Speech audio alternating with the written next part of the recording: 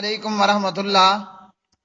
جی پیارے بھائی محمد آصف، آپ نے سوال کیا ہے کہ تقلید کو بعض لوگ شرک کہتے ہیں، ضلالت، گمراہی کہتے ہیں، اور اسی طرح آپ نے تقلید مطلق اور تقلید شخصی کے تعلق سے پوچھا، اور آپ نے پوچھا کہ تقلید کی حرمت پر قرآن اور حدیث سے دلیل یا تقلید کے عدم جواز پر قرآن اور حدیث سے دلیل پیش کی جائے۔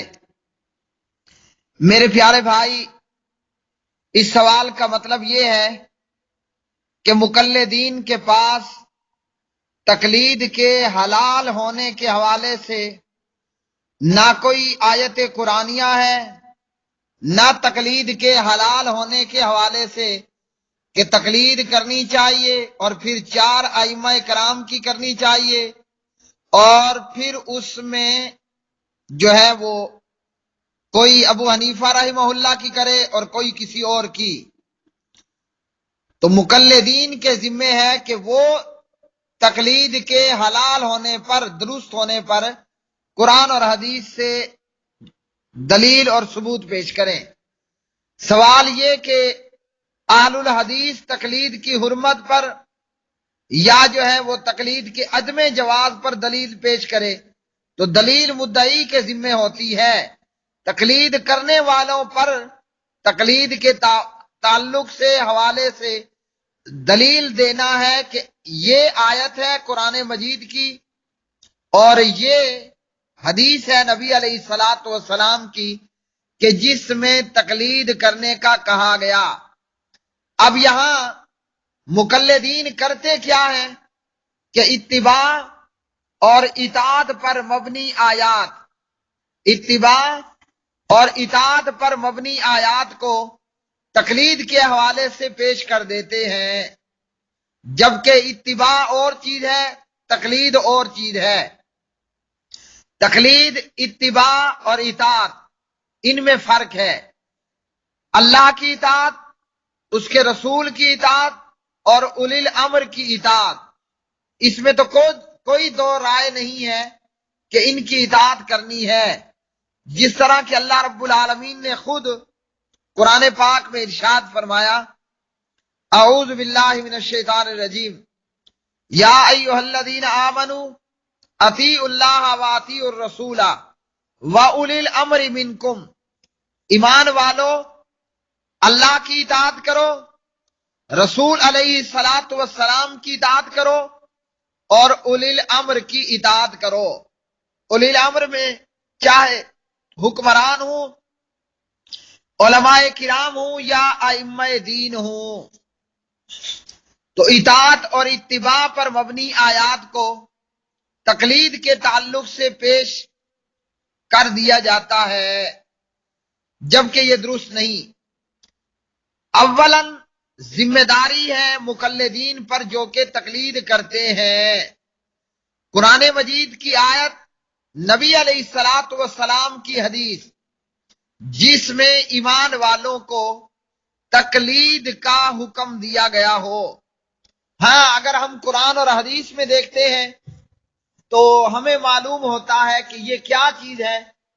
تو اللہ سبحانہ و تعالیٰ نے پارہ نمبر 6 سورہ المائدہ کے اندر بیان فرمایا، ولل قلائد، اور نہ پٹے پہنائے جانوروں کی، یعنی جن جانوروں کو پٹے ڈال دیے گئے ہیں ان کی بے حرمتی نہیں کرنی۔ یہاں فرمایا القلائد، قلائد جمع ہے قلادہ کی، جو کہ گلے کے پٹے اور ہار وغیرہ کو کہا جاتا ہے۔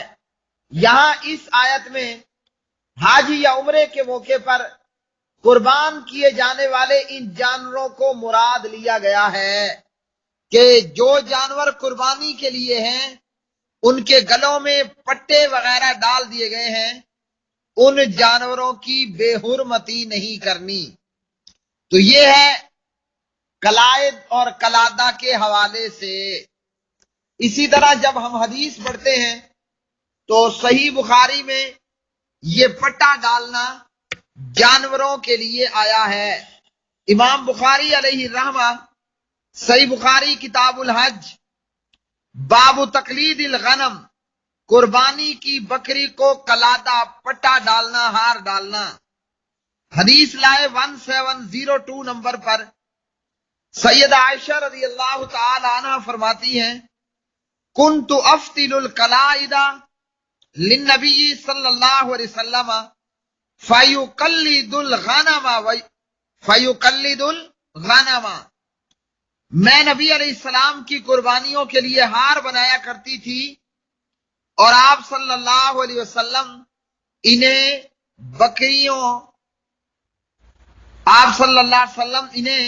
بکریوں کے گلے میں ڈالتے۔ قلد یقلد تقلیدن فیقلد، پس نبی علیہ السلام ان پٹوں کو بکریوں کے گلے میں ڈالتے تھے۔ امام بخاری اس سے اگلا باب لائے، باب القلائد من الاہن، پشم سے ہار تیار کرنا۔ عائشہ فرماتی ہیں کہ میں قربانیوں کے قلادے اس اون سے میں نے بنائے تھے جو میرے پاس موجود تھی۔ امام بخاری اس سے اگلا باب لائے، باب تقلید النعل، جوتوں کا ہار، جوتوں کا قلادہ، جوتوں کا پٹا۔ تو یہاں قلد یقلد تقلیدن سے تقلید النعل، جوتوں کا پٹا، جوتوں کا ہار۔ فرماتے ہیں حضرت ابو ہریرہ رضی اللہ تعالی عنہ، بخاری میں 1706، نبی علیہ السلام نے ایک ایسے آدمی کو دیکھا جو قربانی کے اونٹ کو ہانک رہا تھا۔ آپ صلی اللہ علیہ وسلم نے فرمایا سوار ہو جاؤ۔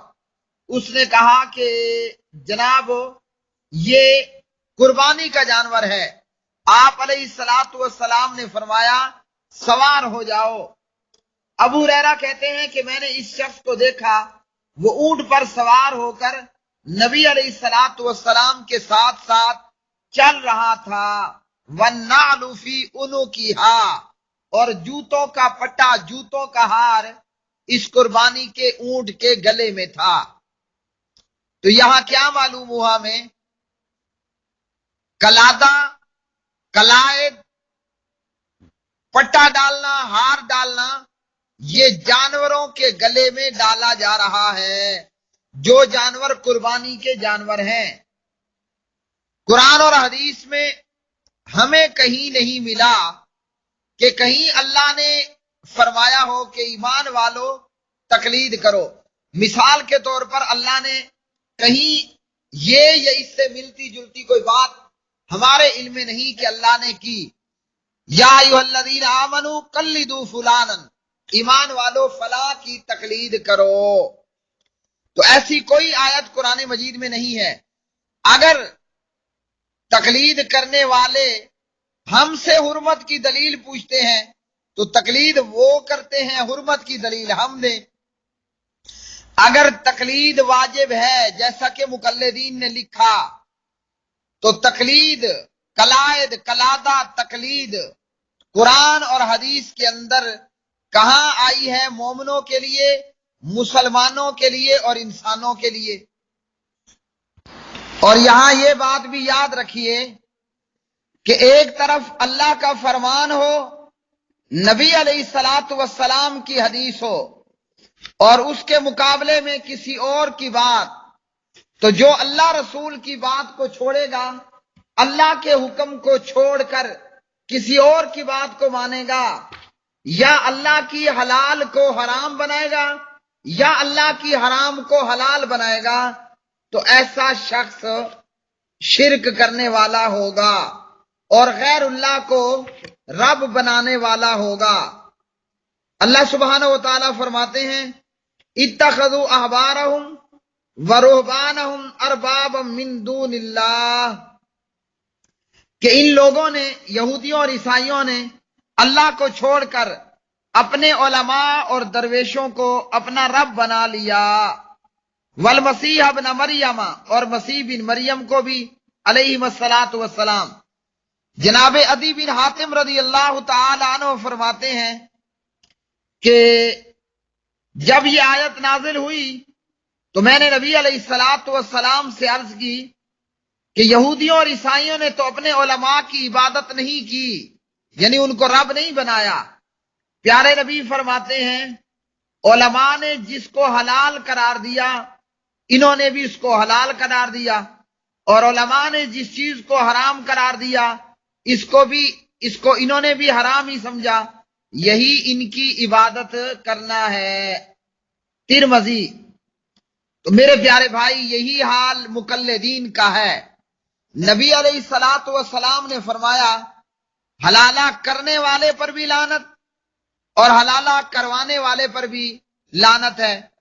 اب دیوبندی بھی اور بریلوی بھی جب لوگوں کی عورتوں کو طلاق ہو جائے دوبارہ پہلے خاوند کے ساتھ نکاح کرانے کی غرض سے عارضی کرائے کے سانڈ کے ساتھ نکاح کرایا جاتا ہے، جبکہ نبی علیہ الصلوۃ والسلام نے حلالہ کرنے کروانے والے دونوں پر لعنت کی۔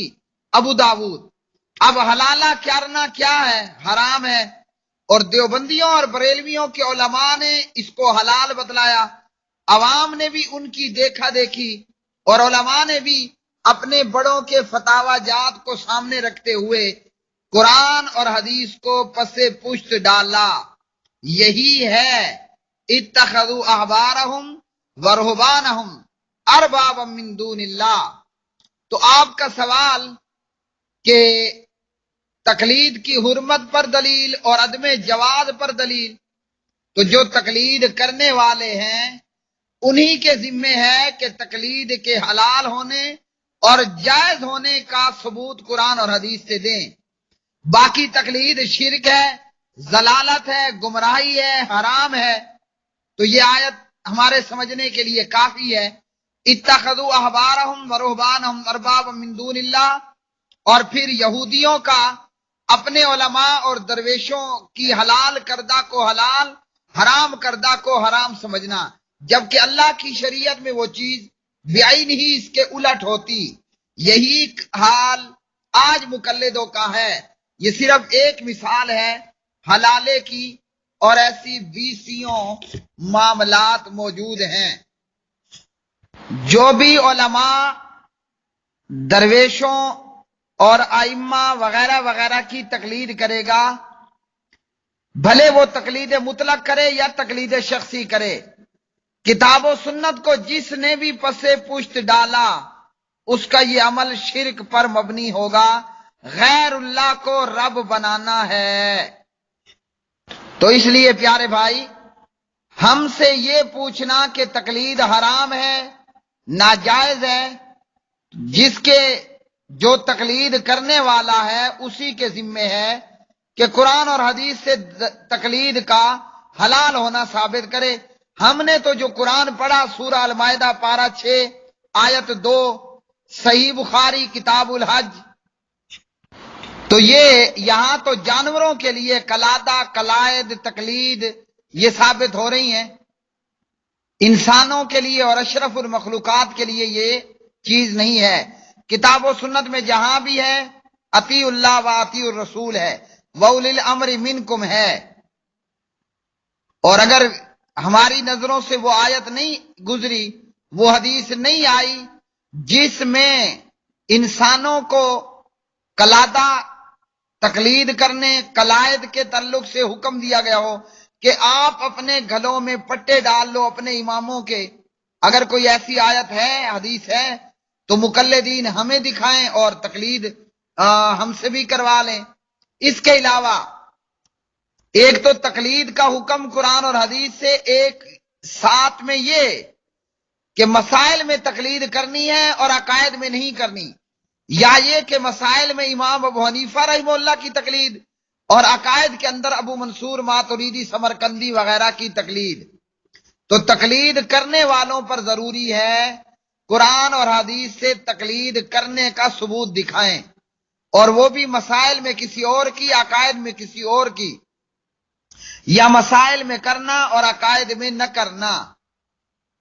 اللہ رب العالمین ہم تمام مسلمانوں کو کتاب و سنت کی پیروی کرنے اللہ رسول صحابہ کرام ائمہ فقہا کی اطاعت کرنے کی توفیق عطا فرمائے، اور جب کسی معاملے میں تنازع ہو جائے فردوہ الی اللہ والرسول، اپنا اختلاف اپنا تنازع کتاب اللہ سنت رسول اللہ سے حدیث رسول اللہ سے اس کا حل تلاش کرنے کی توفیق عطا فرمائے۔ واللہ عالم بالصواب۔